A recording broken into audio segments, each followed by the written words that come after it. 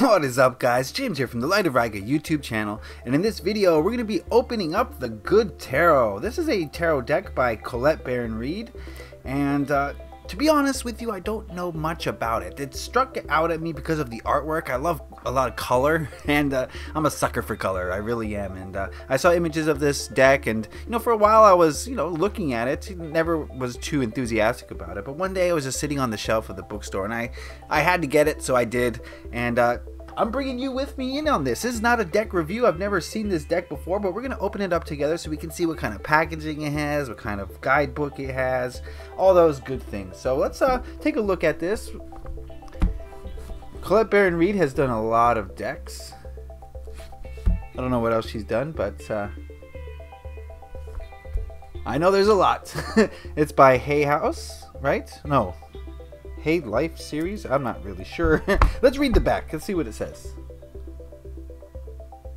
The classical tarot gets a modern twist in this gorgeous deck, rooted in positive psychology and personal transformation. The suits are the four elements: air, water, earth, fire, and the 78 cards are read as archetypal aspects of the human experience that we may encounter in ourselves or in the world. Unlike most decks, the cards' messages are not forecasts or warnings, but positive affirmations in the now, so you can integrate their energy immediately and personally.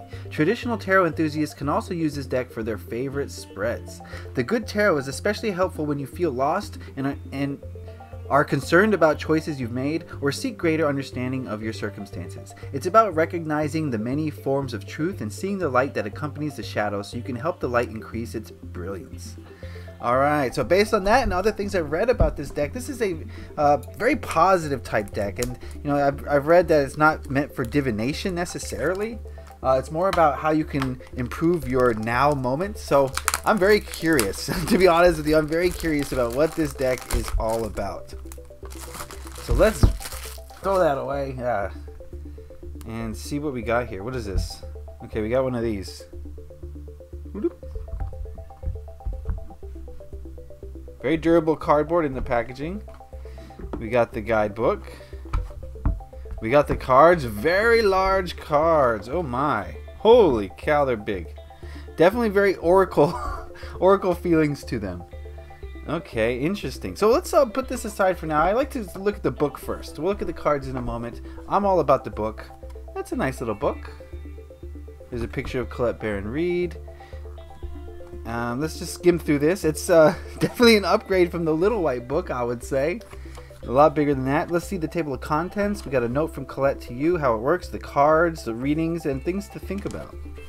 Okay, so we got a little note. I'm not going to go too far into this. Just want to see what it's all about. It definitely doesn't feel like, at least the quality of it feels like a Little White book that's been upgraded. It doesn't feel like a novel that's been downgraded. You know what I mean? As far as the feeling of it. The 22 trumps. I know that they've changed some things. Fool is the same. As far as the major arcana, I read that they did change some things. So love, the lovers is love, and it looks like every card has a little quick blurb about it. Let's read the chariot. Victory.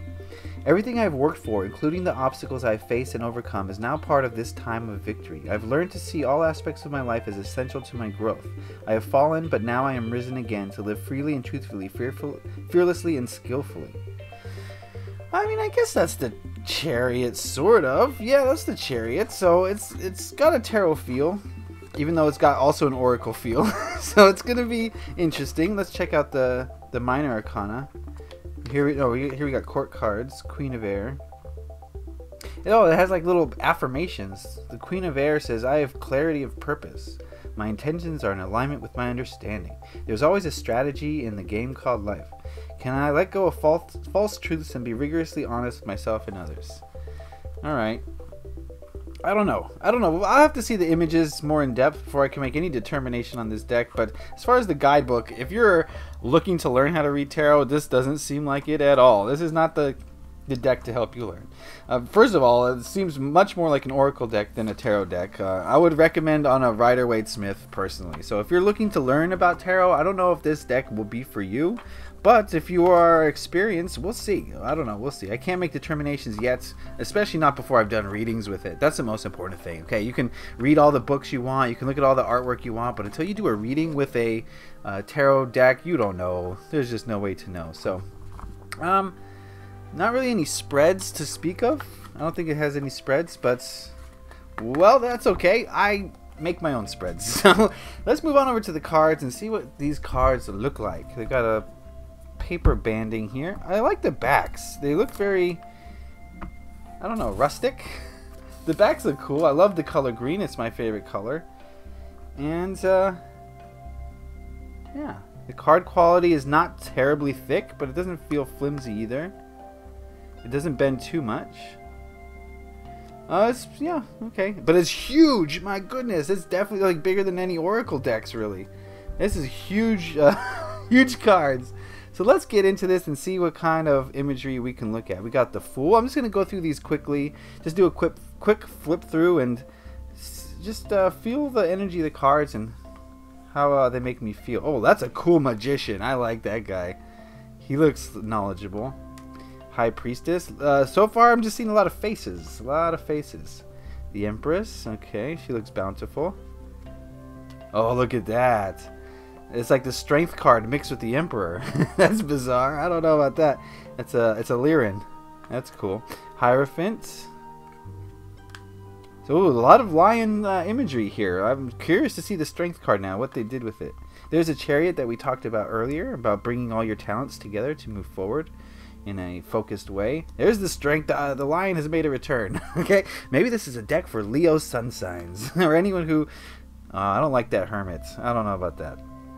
I gotta see a guy. I mean, I see his face here in the door, but I don't know. I don't know if I can vibe with that Hermit. I very closely associate with the Hermit card, so that's kind of how I judge decks sometimes. Fortune's Wheel, they changed that. Is how good how well I resonate with the Hermit card. The imagery, at least.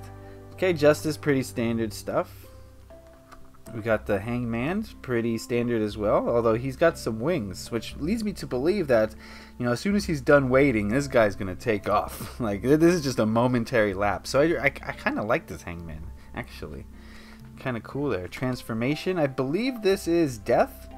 They did rename some of the major arcana, so Transformation is the Death card, I believe. Patience, that must be Temperance, I would imagine. Or maybe not. Temptation. That's the devil. That's got to be the devil. Yeah, I could see it. I could see it. Ooh, look at the tower. I like the blues in this card. I'm not usually a huge fan of computer imagery, but when it's done well in this, like in this case, I can dig it. There's a card we've all seen from the what do you call it? From the box. The Sun. Okay. This seems to me so far that it's not going to be incredibly intuitive. I don't see too many symbols or things that are going to allow my intuition to really take off like some other decks have. This seems like it might be more of a deck to kind of study the booklet and kind of not memorize, but kind of get a sense for the affirmations that go along with each card. I don't know. Like I said, I don't really know for sure until I've actually read with it. So we'll see in the near future. I might do some readings with this once I get the hang of it. I got to do some self-readings before I do any readings on camera or for any other people in my personal readings that I offer on my website. So we will see. Ace of Air is like a unicorn. I think I see it. Yeah, there's a little horn there. All right. As you, like I said, like Two of Air, this should be, I don't know, traditionally a woman having to make a choice. But I don't know. I don't feel a choice needing to be made here. So this is going to be require some study. I think is the gist I'm getting from this so far. Maybe I should pick this up a bit. It almost feels like pip cards, like they're pips, like the Five of Air. The Five of Swords is about, traditionally, it's about conflict and ego battles. And where's the conflict and ego battles here? I'm not really sure. So I will be reading this booklet. I read all the booklets. This one makes sense. The Six of Air is a is a floating... Is that floating? Yeah, it's a floating pirate ship. Oh my goodness. So the air cards, so far, not really resonating with them so much. They're not really telling me the story that I need to be told. So I'm not so sure about this yet. It's like, look at these borders though. It's got like a vintage worn feel. Is that supposed to be like that? You see what I'm talking about? It's weird, huh? I think it's weird and it's quirky. It's weird in a good way. It's quirky. So we got that's the airs. Now we're moving to fire. Ooh, I like the... Oh, another tiger. I like the ambiance of this card. I'm a sucker for color. I don't know why there's so much cat imagery so far. That's kind of cool though. I love cats. Who doesn't love a cat? You know, some people are dog people, and I'm not one to judge. But, you know, cats, in my opinion, are infinitely cooler. But that's just me. You know, to each their own.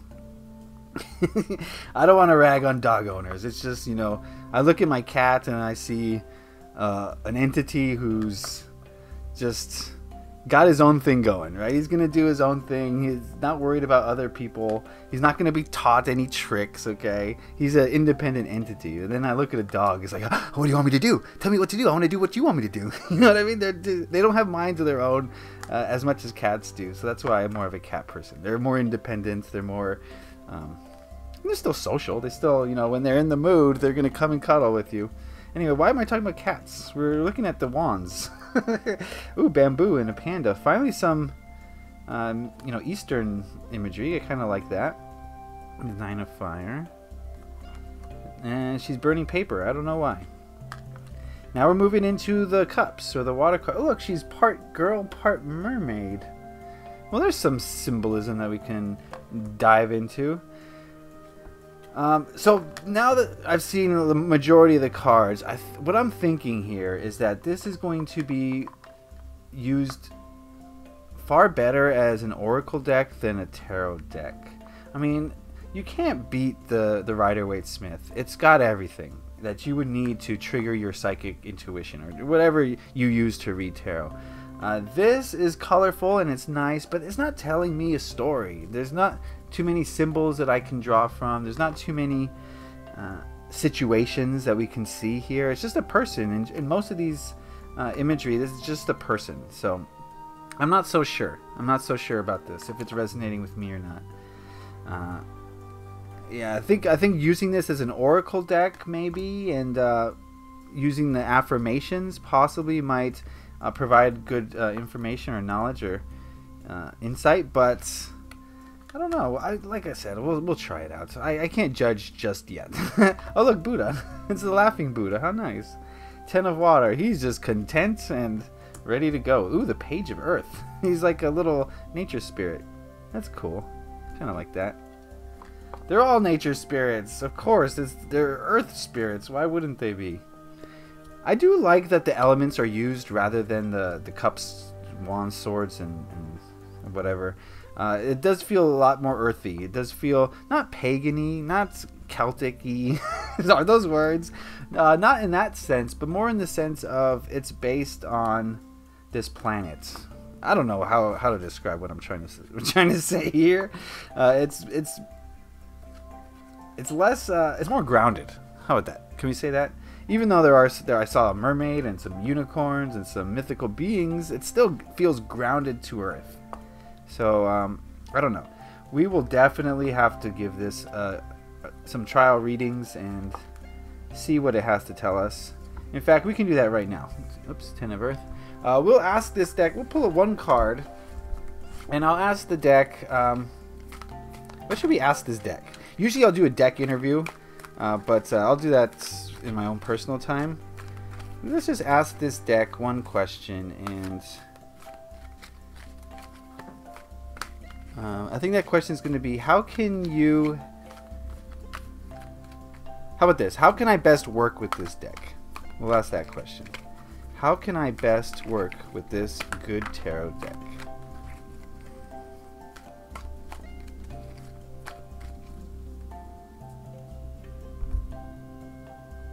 Alright. We'll pull one card. We've got the 8 of earth.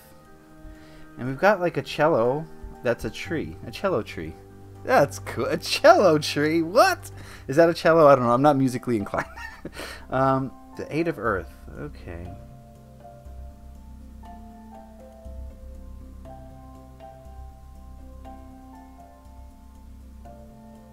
The feeling I'm getting from this card is that of music, definitely, but of music being creation. And when I think of music, I think of flow.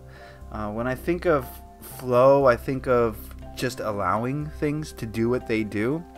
And I think what this card is telling me is to put down my preconceived notions of what a deck is supposed to do, or take out my preconceived notions of Rider-Waite-Smith or whatever, Thoth or whatever reading style that I had, and just let this deck flow by itself and let it do its own thing. It's going to create music in a way that I've never heard. When you think of songs that you like, a new song that you like, it's not like other songs, and that's why you like it, because it's new and it's bringing something new to the table. And I think that's what this deck is bringing. It's bringing tarot in a whole different way. It's almost like a hybrid oracle / tarot deck.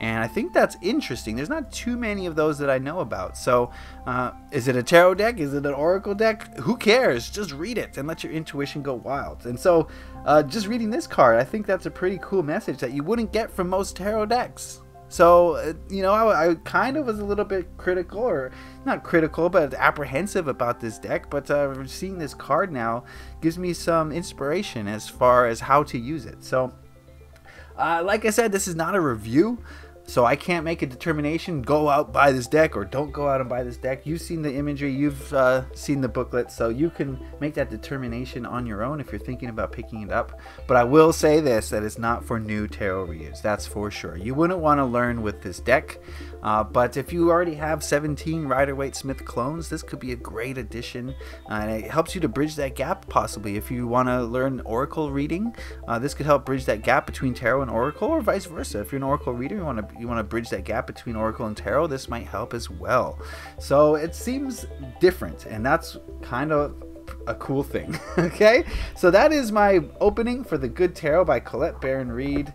I'm not disappointed and I'm not ecstatic. I just need to learn more, and that's what I'm gonna do. I'm gonna read this book and learn more about it, and we'll see how things go. So that is my box opening for The Good Tarot. I really appreciate you guys tuning in. Please do some YouTube stuff, and let me know in the comment section what you think about this deck, how it impacted you, what you think of the artwork and the style and the setup of it all. So I would appreciate any and all feedback, including likes. I like the likes. Who doesn't like likes? And if you want to book a personal reading with me, you can go to my website, lightofriga.com. The link is in the description, though I don't think I'll be using this deck in the near future until I get used to it. Then maybe. So don't expect to see this deck on this channel for at least a week or two. Alright, that's it for me. Thank you for watching. I appreciate your interaction on the channel. Leave a like if you enjoyed this. Happy taroting. Peace.